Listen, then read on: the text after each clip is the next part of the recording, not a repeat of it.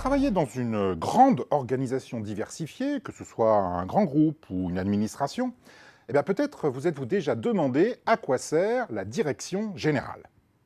Il existe en effet un étonnant paradoxe de la hiérarchie. Plus vous montez dans la hiérarchie, plus vous êtes payé, mais plus vous vous éloignez des zones effectives de création de valeur.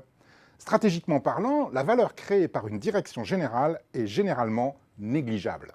Les clients ne valorisent pas plus l'offre de l'entreprise A que celle de l'entreprise B, parce que cette entreprise est dirigée par Monsieur X ou Madame Y. La plupart du temps, le client ne sait d'ailleurs pas qui sont les dirigeants, et cela n'influe certainement pas sur ses décisions d'achat.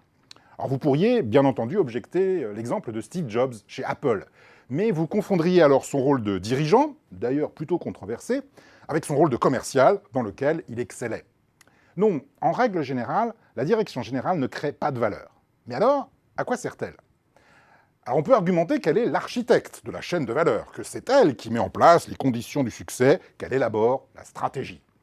C'est souvent exact, même si le véritable architecte de la chaîne de valeur est plus l'entrepreneur que le dirigeant. Or, beaucoup de dirigeants ne sont pas des entrepreneurs, mais plutôt des gestionnaires. De plus, dans une organisation de grande taille, chacune des divisions a sa propre stratégie concurrentielle et la direction générale ne fait qu'arbitrer entre les demandes des unes et des autres, ce que le marché financier peut faire tout aussi bien. Alors on peut aussi dire que la direction générale n'a pas pour vocation de créer de la valeur pour les clients, mais plutôt pour les actionnaires. Alors se pose alors une question politique essentielle. Bien entendu, une entreprise a pour vocation fondamentale de créer des richesses. Mais rien ne dit que ces richesses doivent avant tout enrichir des actionnaires, aux dépens des autres parties prenantes. Postuler que la création de valeur actionnariale est l'alpha et l'oméga de la stratégie, ce n'est pas faire de l'économie, c'est faire de la politique. Alors dans ces conditions, quel doit être le rôle éventuel d'une direction générale?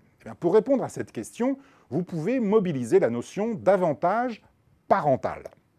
Tout comme une entreprise peut posséder un avantage concurrentielle, qui se traduit par le fait qu'elle est capable de dégager une rentabilité supérieure à celle de ses concurrents.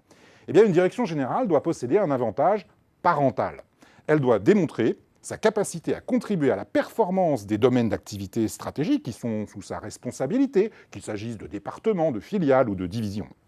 Si ces activités sont plus performantes qu'elles ne le seraient en étant indépendantes, eh bien, la direction générale démontre son utilité. Si en revanche, votre direction générale ne fait qu'ajouter une couche de complexité bureaucratique, de contrôle et de frais de représentation, vous pouvez vous interroger sur sa légitimité.